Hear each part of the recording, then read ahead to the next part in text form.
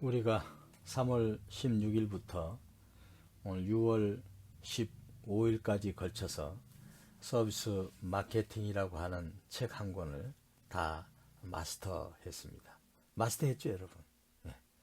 제가 가능하면 여러분들한테 이제 기억의 효과를 좀 창출할 수 있도록 하기 위해서 매 차수마다 그 전에 배웠던 것을 제가 반복 학습을 통해서 여러분들한테 다시 리마인드 시키는 그러한 역할을 진행했습니다. 그러면서 제가 여러분들이 다 충분히 서비스 마케팅에 대해서 어느 정도 기본적인 이해 내지는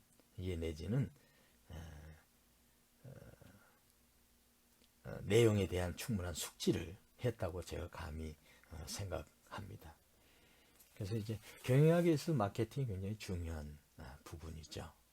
이제 우리가 이제 2학기에 가면 이제 마케팅 쪽에 보면 이제 사례 분석해가지고 주요 사례를 통해서 이게 마케팅에 어떻게 연관이 되어 있나 하는 것을 실질적으로 토론하면서 하나 재밌는 과목도 하나 있고요. 또 그다음에 이제 마케팅 관리해가지고 이 마케팅에서 기본 계획에 대해서 우리가 한 번 더 공부할 수 있는 그런 기회가 있습니다. 그래서 서비스 마케팅은 굉장히 아주 유익하다. 개인적으로도 이게 굉장히 유익하다. 왜? 저도 여러분들이 서비스를 받고 있지만 또 서비스를 하는 사람일 수가 있거든요. 그럴 때 서비스 마케팅에 대한 기본 개념을 충분히 알고 있다면 얼마나 큰 유익함이 되겠어요. 그렇지 않습니까? 그래서 오늘 이제 전체 여러분들 줄기를 다 만들어 놓으셨는데 다시 한번 그 줄기가 패인 데가 없는지 다시 한번 여러분과 함께 전체를 한번 보면서 오늘 강의를 마무리하는 걸로 그렇게 진행하겠습니다. 맨 먼저 우리가 이제 서비스 의의와 특성에 대해서 배웠지 않습니까? 그래서 중요한 건 서비스가 뭔가, 고객과 기업의 어떤 상호작용이라고 그랬죠. 그러면서 고객의 문제를 해결해주는 일련의 과정이다. 전체 과정이다. 이게 바로 서비스다 그랬죠. 근데 서비스가 이렇게 부상한 이유가 뭘까요? 마케팅에서. 서비스 경제다. 그래서 서비스 경제에 나타난 현상들에 대해서 설명을 드렸죠. 서비스가 벌써 이미 7, 80%의 산업에 있어서의 점유를 하고 있다. 고용에 있어서도 서비스만큼의 고용 창출이 많이 되는 데가 지금 없다. 이런 얘기. 그 다음에 서비스는 오해 진실에 대해서도 오해죠다. 예를 들어서 뭐 희생의 대가라든가 뭐 저임금 단순 노동이라든가 의사가 저임금 단순 노동입니까? 아니지 않습니까? 그 다음에 노동 집약적이기 때문에 생산성이 낮다. 훨씬 서비스 기업이 생산성이 높다는 것을 지금 백일하에 다 드러나 있지 않습니까? 구글이니 아마존이니 페이스북이니 애플이니 이런 게 다 어떻게 보면 서비스, IBM조차도 이제는 서비스 기업으로 GE도 서비스 기업으로 이제 가고 있지 않습니까? 즉 제조업 자체가 서비스와 연관되지 않는 기업이 이제 없다고 보시면 됩니다. 그 다음에 서비스는 어떤 성격인가 하는 데 있어서 우리는 서비스 마케팅을 하면서 기본적으로 서비스에 대한 성격을 우리가 이해는 해야 돼요. 그래서 제가 누차 강조한 게 그거예요. 무형성이다. 유형적인 게 아니다. 그 다음에 비분리성이다. 그 다음에 세 번째는 이질성이다. 네 번째는 뭐죠? 소멸성이다. 제가 과제를 냈는데 여러분들이 내용을 충분히 잘 숙지하고 계시더라고요. 그 다음에 이제 서비스 패러독스라고 얘기했죠. 비용은 많이 쓰는데 왜 서비스 불만은 높일까? 그것 자체는 기업 제조 지향적이냐, 기업 지향적이냐, 소비자 지향적이냐부터 시작된다. 그래서 서비스에 있어서는 고객 중심 지향적인 사고, 그 다음에 프로세스, 그 다음에 성과, 이 모든 게 다 고객 지향적인 사고 속에서 시스템이 정착이 돼야 된다. 그렇죠? 그래서 해결 방안으로 머리 문자 서비스, 그걸 우리가 공부를 했었습니다. 그 다음에 이제 서비스 마케팅의 이제 기본적 유예는 서비스 마케팅과 제품 마케팅의 차이가 무엇인가 하는 데 있어서 몇 가지 얘기했죠. 저 상품의 성격이 다르다고 그랬죠. 그 다음에 생산 과정에 있어서 고객이 참여하느냐, 참여하지 않느냐. 그 다음에 어떻게 보면 사람도 상품의 일부분이다. 제조업은 그냥 유형적인 제품 자체가 상품이지만 사람도 상품의 일부분으로 보는 거다. 그 다음에 이제 아무래도 이제 무형적이다 보니까 비분리성이고 그러다 보니까 이제 품질 통제에 어려움이 있다. 그 다음에 서비스 재고화가 불가능하다. 소멸성이니까요. 그 다음에 이제 시간 요인이 중요하다. 왜냐하면 시간과 공간과 서비스맨과 그 다음에 그걸 사용하는 구매자가 함께 있어야만 이루어지는 거기 때문에 그렇고요. 그 다음에 유통 경로가 당연히 다르죠. 그 다음에 이제 서비스 마케팅 연구가 걸어온 길을 우리가 공부했죠. 그 뭐냐면 이제 과거에는 판매 중심적이었고 제조 중심적이었는데 이게 하나하나 바뀌면서 이제 통합 관계 마케팅 시대로 전환이 됐다. 그 처음에는 이제 광고와 커뮤니케이션을 중점을 뒀다가 이제 서비스 개발 단계에서부터 이제 서비스 마케팅 연구가 들어가고 그 다음에 이제 차별화 경쟁자 분석 단계까지 가서 이제 고객 서비스 단계 그 다음에 서비스 품질 단계에서 마지막으로 이제 관계 마케팅 단계로 이렇게 전환됐다. 그 다음에 서비스의 연구의 모형들이 여러 가지가 있죠. 서비스 삼각형 모형이 있죠. 기업 분석을 했더니 우수 기업들은 서비스 삼각형이 잘 갖춰져 있더라. 그게 이제 기업과 직원과 고객 간의 삼각형이 잘 갖춰있다. 그다음에 이제 시스템으로서의 어떤 서비스더라 이제. 그다음에 이제 상호작용적 마케팅이 이제 필요하다. 그다음에 이제 서비스 마케팅의 이제 삼위일체. 기업과 직원은 내부 마케팅이고, 그다음에 직원과 고객은 외부 마케팅이고, 그다음에 기업과 고객은 상호작용적 마케팅이다. 그다음에 한 가지 추가했죠. 서비스 피라미드. 그 뭐냐면 기업과 직원과 고객은 똑같은데 거기에 기술이 하나 추가되더라. 이게 이제 기술 테크놀로지 아닙니까?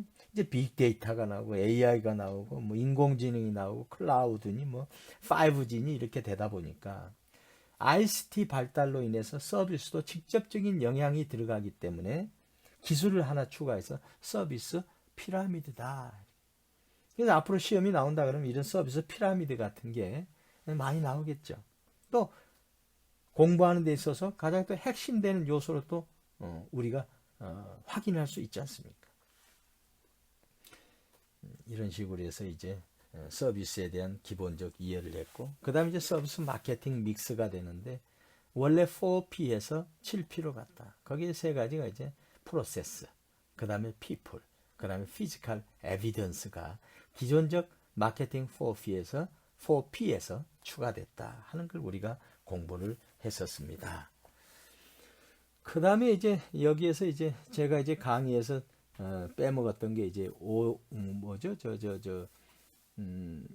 교재에 있어서 5판, 6판에서 나와 있는 게 이제 기술 발전과 서비스 전략 챕터 하나만 추가된 겁니다. 거기에서 이제 산업혁명 과정이 1차, 2차, 3차 산업혁명으로 오면서 산업혁명이 바로 서비스 혁명을 불러일으켰다 하는 걸 제가 말씀드렸고 4차 산업혁명이 뭐냐? 뭐 물리적 세계하고 사이버 세계를 연결하는 거죠. 그 초연결 사회다. 그 다음에 인터넷이 인간과 인간이 된 게 사물 인터넷에서 인간, 사물, 그 다음에 또 사물과 사물 간의 이런 관계로 확대됐다. 이게 결론적으로 총체적으로 ICT, Information, Communication, Technology 이게 정보와 통신 기술이죠. 이로 인해서 급격히 서비스 혁명이 진행되고 있다. 그래서 이제 이게 바로 기술 발전이 일으키는 변화입니다. 그 다음에 이제 고객 커뮤니케이션도 유비쿼터스. 지금 여기 한국에는 내가 존재하고 있지만 내가 미국 뉴욕 스퀘어 가든에서 얘기하는 똑같은 효과를 만들 수 시공을 초월한다 이거죠. 그게 유비쿼터스. 그래서 이제 기술 발전이 되면 될수록 빅데이터가 중요한 자원이 되고 이제 개인화가 된다. 개인화가. 그게 아주 굉장히 중요한 서비스 혁명의 핵심이라고 말씀드렸고요. 그 다음에 이제 뭐 기술 발전에 따른 서비스 전략, 뭐 여러분들이 상식적으로 확인할 수 있는 거고요. 관계 서비스라든가 맞춤형 거래 전략이라든가 뭐 상호작용적 개인화 전략 이런 게 필요하다 하는 것을 저희가 공부를 했습니다. 그 다음에 이제 상황과 포지셔닝 아주 중요하죠. 이게 서비스 마케팅에 있어서 상황 분석과 포지션에서 시장 상황 분석이 제일 중요하다고 그랬죠. 그래서 시장 상황 분석에 이제 3C 얘기했습니다. 그게 뭡니까? 하나가 competitors, 경쟁자. 그 다음에 두 번째는 company, 자사 분석. 그 다음에 세 번째는 customers, 고객 분석. 이 3C는 우리가 기본적으로 시장 분석에서 알아야 되는 겁니다. 그 다음에 STP 분석이 있었죠. STP 분석은 뭐죠? 세그먼트, 시장을 세분화하는 거죠. 그 다음에 T, 타겟팅, 목표 시장을 선정하는 거죠. 그 다음에 P, 7P를 통해 가지고 포지셔닝을 하는 거죠. 이게 이제 STP 분석이 시장 상황 분석과 함께 핵심 서비스 마케팅에 있어서의 핵심 요소다. 이렇게 제가 말씀을 드렸고, 그 다음에 이제 S 시장 분석에서는 이제 인구 통계학적 분석, 심리학적 분석, 그 다음에 뭐 구매 행동 기준이라든가, 그 다음에 세분 시장의 독특한 니즈라든가, 그 다음에 서비스 제공 수준, 이런 게 이제 다 시장 분석에 포함돼야 된다는 거고, 그 다음에 타겟팅에 있어서는 이제 집중화를 할 거냐, 차별화를 할 거냐, 비차별화를 할 거냐. 그래서 집중화라는 것은 한 곳에 몰빵하는 거죠. 그러니까 차별화는 시장을 두세 개 영역으로 나눠서 그것을 이제 함께 공략하는 거죠. 그다음에 비차별은 그냥 시장 전체를 두고 공략하는 거, 이게 타겟팅이죠. 그다음에 이제 P는 포지셔닝, 이제 표적 시장을 정확히 정하면 서비스 컨셉을 어떻게 할 건가. 그다음에 마케팅 믹스를 어떻게 제공, 이게 하우투라고 그랬죠. 그래서 제일 중요한 것은 물론 STP에서 순서가 없지만 포지셔닝이 중요하다. 우리가 공부를 그렇게 했습니다. 그 다음에 이제 서비스 포지셔닝에 있어서 중요성을 보면 이제 새로운 이미지가 창출되지 않습니까? 아니면 또 기존 이미지 유지를 강화할 수가 있는 거죠. 또 아니면 재포지션을 통해 가지고 이미지를 변화시킬 수가 있는 거죠. 그 다음에 그 원칙은 이제 뭔가 하나의 위치를 해라. 명시적으로 포지셔닝이 되라. 이것도 아니고 저것도 아니고 다 잘한다 하는 것은 다 못한다는 것과 동의어일 수 있다. 이거 하나는 잘한다 하는 것은 하나의 원칙. 그 다음에 메시지가 단순하고 일관성 있고 독특해야 된다 하는 거. 그 다음에 이제 경쟁사와 구별해야 된다. 대조적 포지셔닝이 아주 중요하다. 뭔가 비교하면, 상대적으로 비교하면 내 우위 요소가 드러나지 않습니까? 그런 걸 우리가 했고요. 그 다음에 이제 서비스 포지셔닝의 실천 방법은 이제 일반적 포지셔닝하고 이제 서비스 품질 차원의 포지셔닝, 이게 실천 방법에 대해서 우리가 내용을 확인했습니다. 그리고 나서 이제 7P에 들어갔죠. 이 과제의 반이 사실은 교재의 반이 7P에 대한 겁니다. 맨 먼저 우리가 상품 관리를 했죠. 그래서 이제 서비스 상품은 뭐가 있다고 그랬습니까? 핵심 서비스, 보조 서비스가 있다. 그러니까 보조 서비스 중에는 가치 지원 서비스가 있고 가치 증대 서비스가 있다. 가치 지원 서비스는, 보조 서비스 중에 가치 지원 서비스는 핵심 서비스를 이행하는데 없어서는 안 된 거다. 근데 가치 증대 서비스는 차별화 요소에 있어서 중요한 서비스다. 핵심 서비스하고 직접적인 연관관계는 없지만 이 핵심 서비스를 강화시켜 주는 데 있어서 차별화 요소로서의 가치 증대 서비스가 굉장히 중요하다. 그건 뭐냐면 이제 경쟁에 있어서의 차별적 요소가 점점 줄기 때문에 차별화하는 데 있어서는 그러한 아이디어적인 발상을 통한 새로운 가치 증대 서비스가 필요하다. 그 다음에 이제 서비스 상품의 이제 분류를 보면 이제 고객 관점에서는 이제 세 가지가 있다고 그랬죠. 인식된 위험이 어느 정도냐, 고객이 구매 노력을 어느 정도 했느냐, 그 다음에 고객 관여 정도가 어느 정도 되느냐. 그래서 이제 그게 편의 서비스, 뭐 선매 서비스, 전문 서비스가 있다. 뭐 이렇게 우리가 얘기했었죠. 그 다음에 서비스 수명 주기는 이제 도입기, 성장기, 성숙기, 쇠퇴기. 이게 이제 기업의 수명 주기하고도 거의 일맥상통한 거죠. 그래서 서비스 신상품도 우리가 얘기했습니다. 그다음에 서비스 브랜드 관리의 중요성도 우리가 얘기했죠. 서비스 서비스는 이제 사실은 브랜드가 이미지이기 때문에 그렇습니다. 이미지가 나쁘면 서비스 나쁜 걸로 소비자가 심리적으로 받아들인다 이거죠. 그래서 이제 서비스 브랜드는 특히 기업 브랜드가 중요하다. 그래서 기업 브랜드에 있어서 핵심이 이제 브랜드 명도 잘 해야 되겠죠.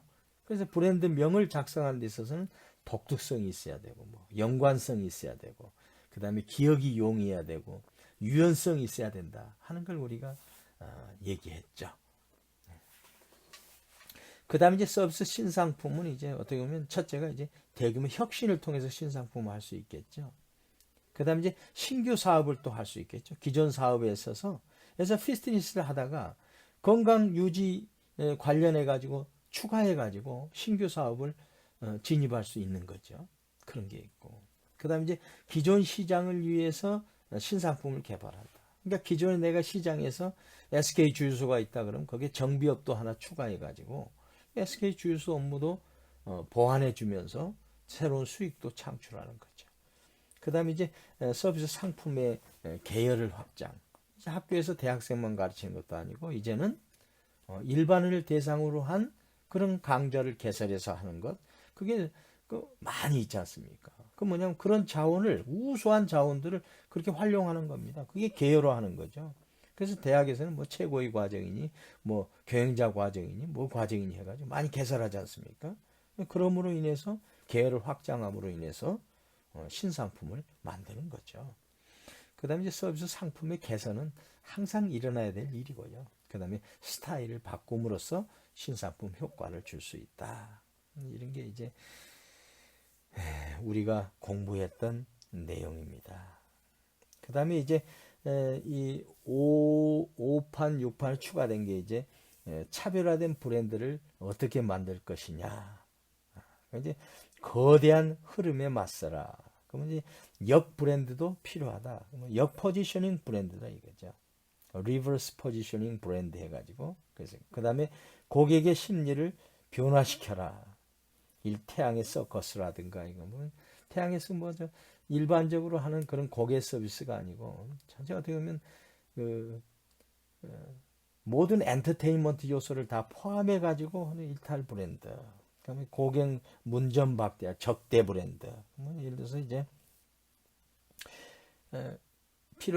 고객에 있어서 어떤 이 내 사업과의 관계되지 않는다 그럴 때는 과감히 끊을 필요도 있다.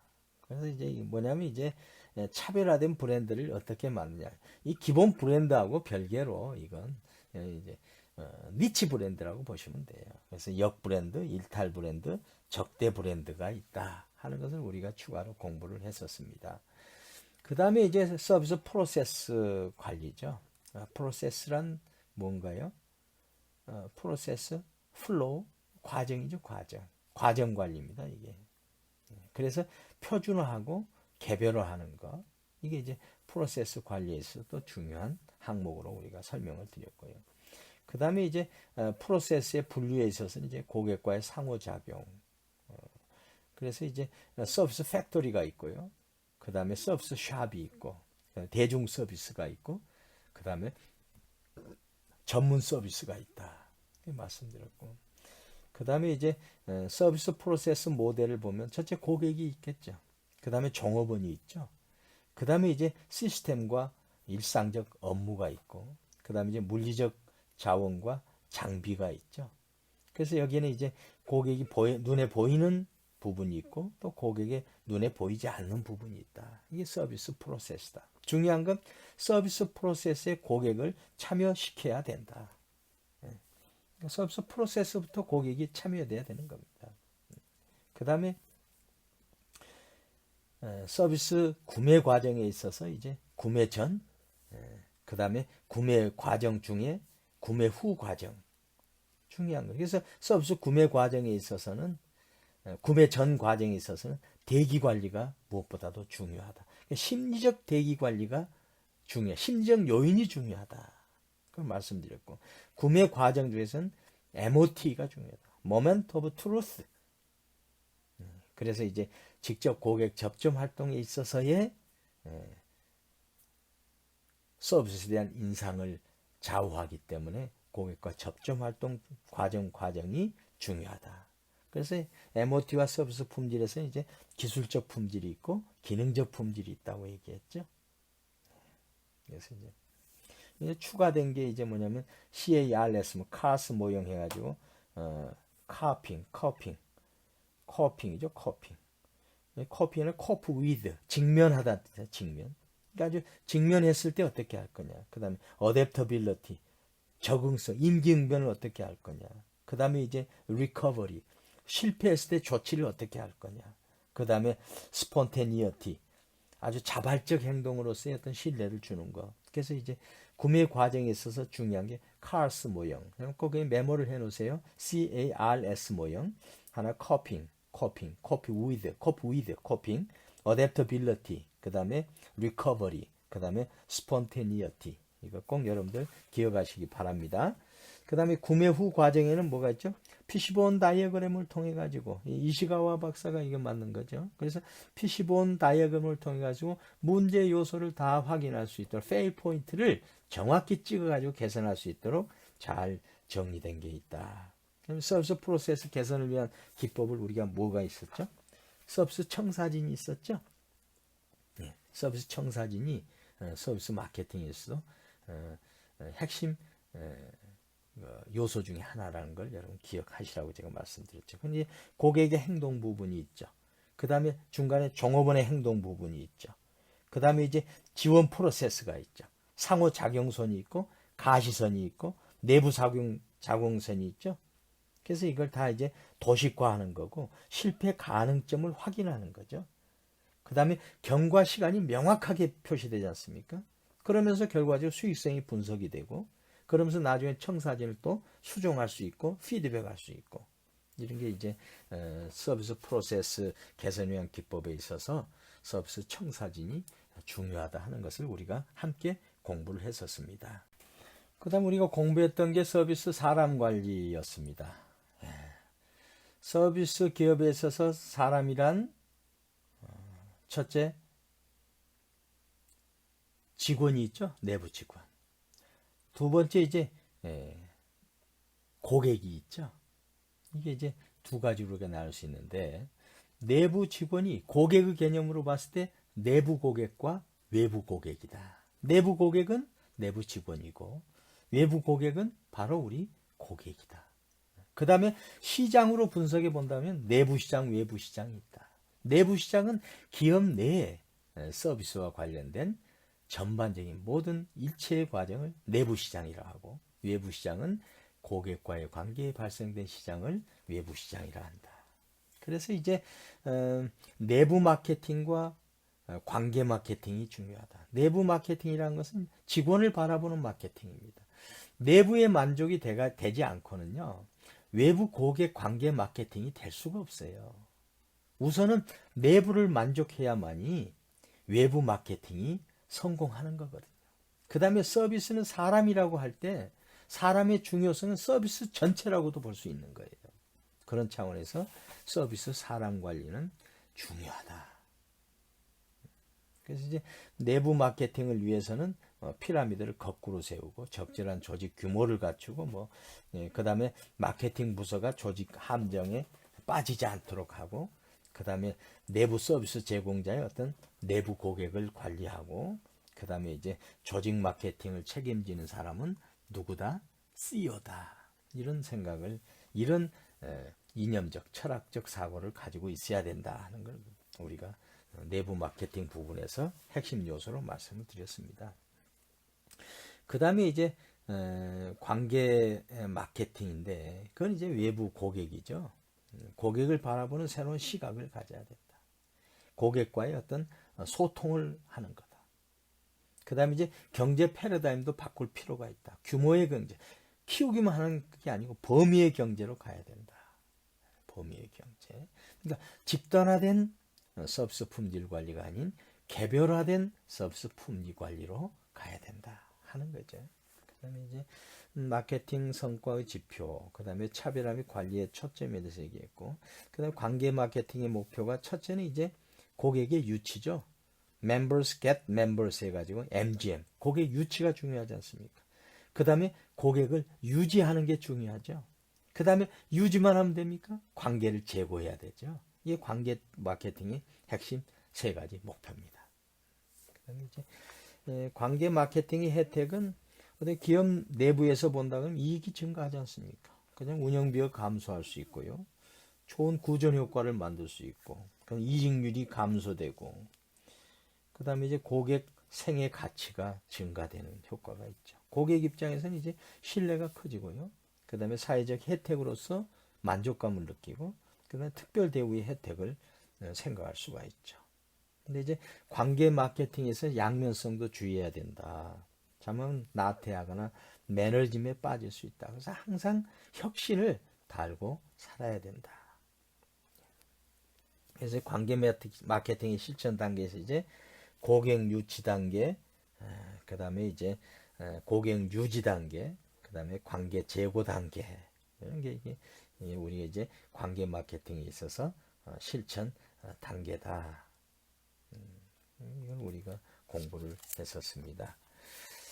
그 다음에 이제 서비스 물리적 증거 관리. 이게 이제 무형성이기 때문에 서비스에서 물리적 증거가 굉장히 중요합니다. 예. 그 다음에 이게 서비스에 있어서 물리적 증거 관계가 고객이 심리적인 판단으로 인해서 서비스 품질 관리를 하기 때문에도 물리적 증거 관리가 중요합니다. 그래서 물리적 증거라는 이제 물리적 환경, 그 다음에 기타 유형적 요소, 그 다음에 이제 물리적 환경의 차원이라는 게 이제 주변 요소는 이제 공간적 배치와 뭐 기능성에 중점을 두는 것, 표지판이라든가 상징물과 조형물 이런 것도 다 물리적 환경 차원에서 주변 요소로서 우리가 관리해야 될 사안이고, 그래서 물리적 환경은 외부 환경과 내부 환경이 있다. 그래서 물리적 환경이 왜 중요한가도 우리가 공부했죠. 물리적 환경은 이제 구매 결정에 영향을 미치니까 그래요. 그 다음에 서비스 무형성을 극복해요. 그 다음에 이미지를 형성을 해요. 예. 그다음에 직원 행동에도 영향을 하는 거죠. 그래서 이제 거대 기업들이 사옥을 새로 만들고 하는 것은 거기에 직원들의 프라이드도 있고요. 또 고객들이 바라볼 때, 아, 저 회사는 저러한 이미지가 있구나 하는 것을 스스로 창출하기도 해요. 그래서 이제 사옥을 아름답게 만들고, 의미 있게 만들고, 거대하게 만들고, 차별화해서 만드는 거죠. 그게 이제 예를 들어서 구글이라든가 페이스북이라든가 애플에 있어 사옥이 대표적인 거죠. 예. 그 다음에 이제 물리적 환경의 형태를 보면 이제 물리적 환경의 대상이 이제 셀프 서비스가 있고 뭐 원격 서비스가 있고 대인 서비스가 있다고 그랬죠. 그 다음에 이제 물리적 환경이 이제 복잡성에 있어서 환경을 단순화하고 그 다음에 복잡한 환경에 대해서 이해가 갈 수 있도록 하라는 거고요. 그 다음에 물리적 환경의 역할은 뭐냐, 패키지, 편의 제공이 있고 뭐 사회와 차별화 이런 요소가 있다, 이런 역할을 한다는 걸 말씀을 드렸습니다. 그 다음에 이제 점포 내에 이제 물리적 환경에서 혼잡성이란 것은 이제 덴서티와 다르다 그랬어. 덴서티는 이제 밀집입니다. 밀집되어 있다. 혼잡성은 그게 아니죠. 여기 이제 심적 요인이 많이 작용한 거죠. 혼잡하다 할지라도 심리적으로 이게 혼잡하지 않다 그러면 안 하는 겁니다. 그 다음에 오히려 기다리는 게 더 혼잡성이 고객에게 더 만족감을 줄 수도 있습니다. 아, 나도 이 이론 속에 들어있구나 하는 거. 그러니까 심리적인 영향이 크다는 거. 그래서 이제 혼잡성에 영향을 미치는 요소들이 이제 환경적 단서, 뭐 구매 동기. 구매 동기가 갈급하면 기다리는 것도 좋은 거죠. 그 다음에 고객의 제약 조건이 있는지 없는지. 당연히 시간적인 제약이 있다 그러면 또 거기에서 혼잡하도록 참아야 되지 않겠어요. 그러니까 혼잡에 대한 기대. 아, 당연히 이게 이 복잡한 거 혼잡성에 대해서 내가 이해할 수 있어 하는 그런 기대가 생성되면 전번의 혼잡성은 해소되는 거죠. 혼잡성에 영향을 주는 게 이제 정보 양이 제한돼서 그럴 수 있는 거잖아요. 그러니까 혼잡성을 미리 공지를 하게 되면 그런 혼잡성이 해소할 수 있는 거 아니에요. 그 다음에 이제 대인 커뮤니케이션이 감소했을 때 혼잡성에 영향을 주고요. 그 다음에 이제 구매 가능성이 감소했을 때 혼잡성에 영향이 있고, 만족이 감소했을 때도 있고, 그 다음에 점포 이미지에도 영향을 받아서 혼잡성에 대한 영향이 나타나고 있다. 그 다음에 이제 혼잡성 감소 전략은 이제 생산관리 부분과 고객 인식관리 부분이 있다고 그랬죠. 생산관리 부분에 있어서는 이제 시설을 재배치한다든가, 최대 용량을 조절한다든가, 고객 수를 통제한다든가 직원 수를 조절한다든가 이런 게 있고요. 그 다음에 외관이 또 중요하죠. 예, 외관에 있어서는 이제 인테리어라든가 디자인 요소, 거기에는 뭐 내부 환경 뭐 이런 것도 다 포함이 되겠죠. 그 다음에 이제 가상 물리적 환경도 이용할 수 있다. VR과 AR 이런 것. 그 다음에 그 여행에 있어서 스포츠와 레저, 그다음에 교육 이런까지 다 포함해 가지고 서비스 물리적 증거 관리를 하는 거고요. 그 다음에 이제 서비스 가격 관리가 있죠. 서비스 가격 관리. 가격은 어떻게 보면 서비스에 있어서 가격은 후순위로 보냈습니다만은 상품과 가격은 항상 마케팅 믹스 중에서 가장 최상에 있다고 우리가 얘기하는 거죠. 왜? 이 가격 자체가 수익을 결정하니까. 이 가격 자체가 기업의 생존을 결정하니까요. 그래서 서비스 가격이 중요하다는 것 우리가 공부를 했지 않습니까? 그 다음에 서비스 가격의 특성에 보면은 중거 가격에 대한 정보 차이라든가 그 다음에 서비스의 질을 표시하는 역할, 그 다음에 이제 비금전적 비용의 역할까지, 그러니까 고객이 시간이라든가 뭐 물리적 비용이라든가 감각적 비용, 심리적 비용까지 다 포함된 게 이제 서비스 가격이다. 그래서 가격 결정 요소는 첫째 원가다. 원가 이하로 팔면 무조건 손해죠. 그러니까 원가가 가격 결정에 있어서 핵심되는 요소입니다. 그 다음에 이제 경쟁자의 가격이 어떤가 이걸 봐야 되겠죠. 그 다음에 이제 고객이 가격과 가치에 있어서 이 가격을 내 가치로 교환할 수 있는가 하는 게 또 중요한 요소고요. 그 다음에 이제 가격 탄력성도 우리가 공부했죠. 수요의 가격 탄력성이라든가 가격 탄력성 결정 요인에 대해서 우리가 공부를 했었습니다.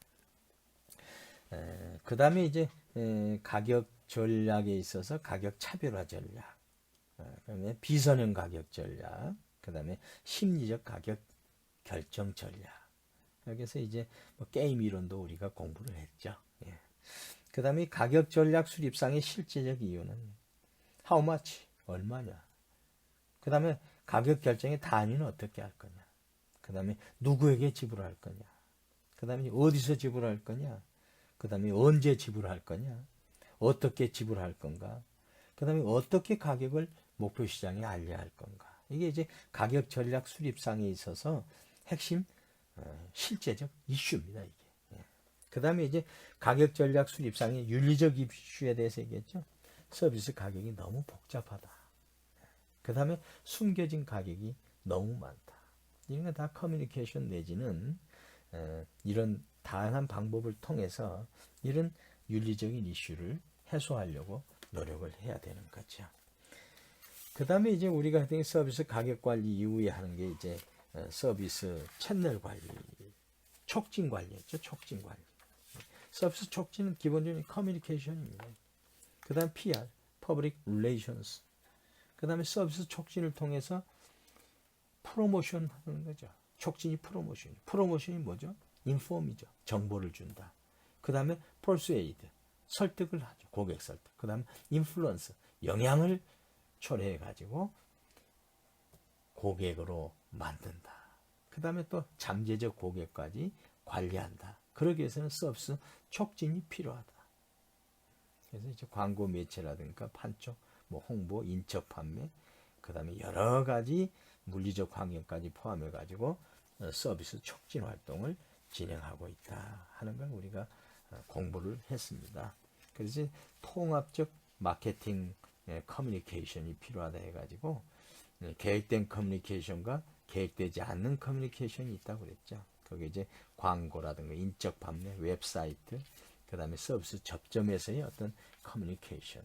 그래서 통합적 마케팅 커뮤니케이션 보면 광고가 있고요. 판매 촉진이 있고, 그 다음에 대인 커뮤니케이션이 있고, 홍보 PR이 있고, 그 다음에 웹사이트라든가 PPL이라든가 음성 메일, 뭐 기업 로고, 직원들의 유니폼, 뭐 건물 내부 인테리어 이런 걸 다 포함한 게 촉진 수단이다 하는 걸 우리가 얘기를 했습니다. 그 다음에 이제 트리플 미디어라고 이제 5부, 5판, 6판에서 나온 건데 이제 판매 미디어, 그러니까 페이드 미디어, 기업이 구입하는 거죠, 이게. 그 다음에 자사 미디어, 오운드 미디어, 기업이 보유하는 거고, 획득 미디어, 어운드 미디어 해가지고 고객 및 제3자가 정보 발신하는 거. 이제 온라인 뉴스라든가 뭐 오프라인에서 매스 미디어 보도라든가 고객 입소문이나 판매원의 추천이라는 게 이제 획득 미디어입니다. 그 다음에 이제 자사 미디어, 기업은 이제 온라인의 웹사이트를 개설한다든가 블로그 계정을 한다든가 상품 패키지, 카탈로그, 뭐 건물 판매원, 이게 이제 자사 미디어입니다. 판매 미디어는 이제 온라인과 오프라인에 있어서 디스플레이 광고 한다든가 검색 광고에 넣는다든가 뭐 스폰서십을 한다든가 오프라인은 매스미디어 광고를 한다든가 그 다음에 교통 표지판 같은 거 오게 그 다음에 유료 기사를 광고하다는 거. 그래서 트리플 미디어가 있다. 그래서 이제 판매 쪽에 트리플 미디어는 판매 미디어, 페이드 미디어입니다. 자사 미디어, 오운드 미디어입니다. 획득 미디어, 어운드 미디어. 그럴듯한 이름이 붙어 있어요. 그래서 여러분들 참고로 책에 기재해 놨다가 참고하시면 됩니다. 그 다음에 판매 촉진을 왜 하는가 우리가. 뭐 단기적 매출 증대 효과가 있죠. 그 다음에 이제 서비스 브랜드 간의 차이가 적기 때문에 판촉 활동을 수시로 해야 됩니다. 그 다음에 촉진에 민감한 소비자들이 증가하고 있어요. 왜? 워낙 이제 판촉을 많이 하니까 그것만 찾아가는 소비자들이 많이 있다 이거죠. 그 다음에 이제 광고의 역할이 점점 감소하기 때문에 이런 촉진 활동을 해야 된다. 근데 판촉의 유형은 두 가지가 있다고 그랬죠. 가격 지향적 판촉이 있고요. 가격 할인이라든가 환불 상환.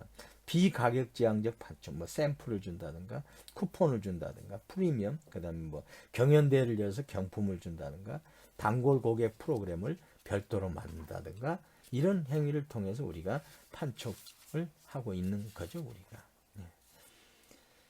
그 다음에 서비스 특성에 따른 광고에 보면 이제 무형성을 유형화하라. 비분리성을 분리시켜서 ATM 등으로 해라. 이질성 요소를 극복해라. 소멸성 요소를 개선하는 노력을 하라.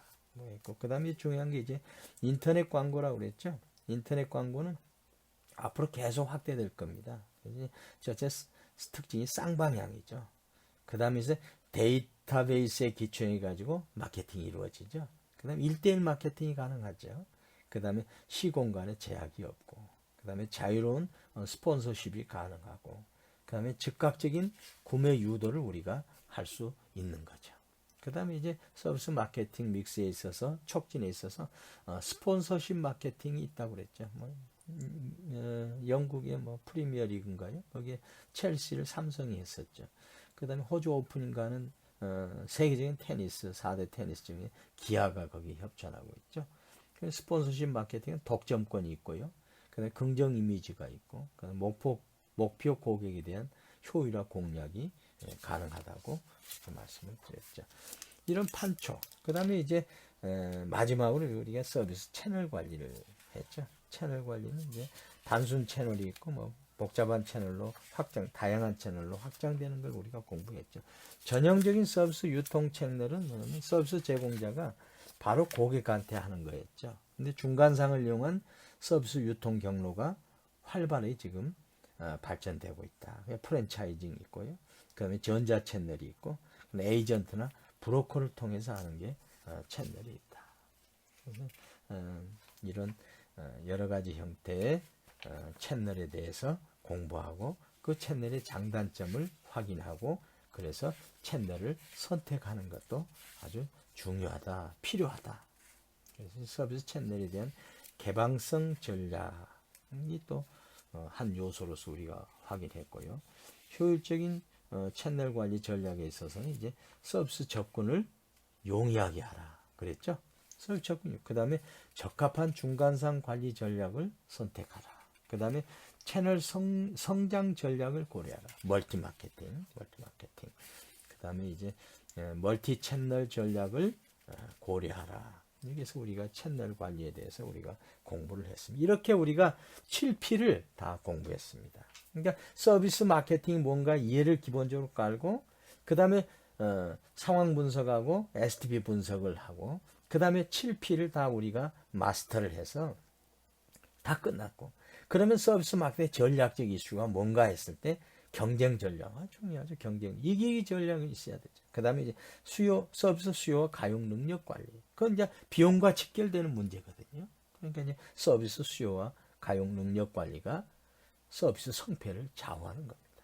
그 다음에 서비스 기대 관리. 고객의 기대한 관리, 기대 관리에서 어떻게 하면 기대 관리를 맞춰줄 수 있을까 하는 데서 노력을 해야 된다고. 그 다음에 가장 중요한 게 서비스 품질 관리에 대해서 우리가 공부를 해서 우리가 내용을 충분히 확인했지 않습니까? 그래서 전략적 이슈를 우리가 확인하면서 서비스 품질 관리에 있어서 서비스 마케팅의 기초 이해에서부터 전반적인 사항을 다시 한번 돌아볼 수 있도록 책이 편집되었다 하는 얘기까지 제가 말씀을 드렸습니다. 이로써 저희가 이제 서비스 마케팅에 대한 책을 다 마무리하고 여러분들이 이제 기말 시험만을 남겨놓고 있습니다. 기말 시험과 관련해서 이제 저희가 주중에 공지하도록 그렇게 진행을 하겠습니다.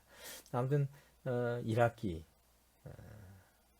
우리 비대면 교육을 통해서 여러분들이 정말 협조를 많이 해주셔서 잘 마무리했다고 제가 자부하고 이 자리를 다시 한번 거듭 감사의 말씀을 드립니다.